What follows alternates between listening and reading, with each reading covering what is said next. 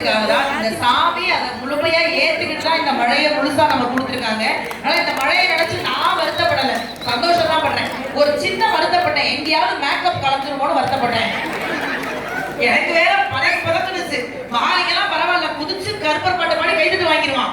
நான் மேக்கப் கலந்துச்சு உங்க நடுவுல நான் தான் அறந்தா இன்சான் சொன்னா கூட ஒரு பாட்டி நம்பாது. இதுல வந்து இறங்கினோட ஒரு பாட்டியம்மா கேட்டுச்சு, நீயா விசாரிச்சு டிவில கலரா இருந்தீங்க. நான் சொன்னேன் அது கலர் டிவி, இது பிளாக் அண்ட் ஒயிட், முடிஞ்சா அட்ஜஸ்ட் பண்ணிக்கோங்க பாட்டின்னு. பாதி வீட்டுல இந்த மாதிரி எல்லாம் நான் கஷ்டப்பட்டு வந்தாலும் பெரிய சந்தோஷம். ஒரு மழை வருதுன்னா அடுத்த நொடி ஊருக்கு ஓடுன ரசிகர்களை பார்த்திருக்கோம். ஆனா இவ்வளவு மழையிலையும் ஏதாவது ஒரு இடத்துலயாவது நிகழ்ச்சி நடத்துற மாட்டாங்களான்னு இவ்வளவு அன்போட உட்கார்ந்துருக்கீங்கல்ல, இதை விட சந்தோஷம். இந்த குழந்தைக்கெல்லாம் நான் யாருன்னே தெரியாது. அப்பையில இருந்து இந்த குழந்தை அது வாட பார்த்துக்கிட்டு இருக்கு. எனக்கு என்ன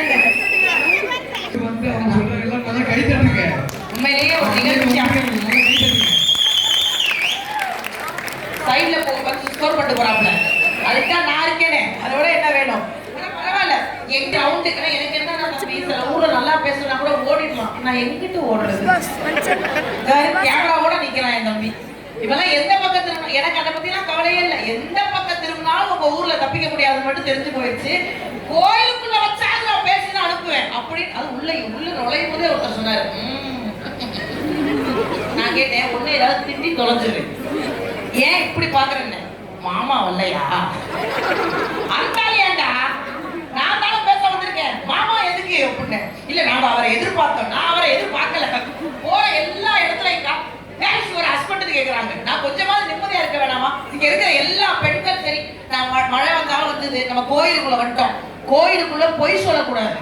அதனால உண்மையை கேட்கிறேன், ஆண்கள்கிட்ட கேட்கிறேன். இந்த மனைவி கிடைச்சதுக்கு இப்ப கருப்சாமிட்டே சாமிகிட்டே நன்றி சொல்ற ஆம்பளை எப்படி கை தூக்குங்க?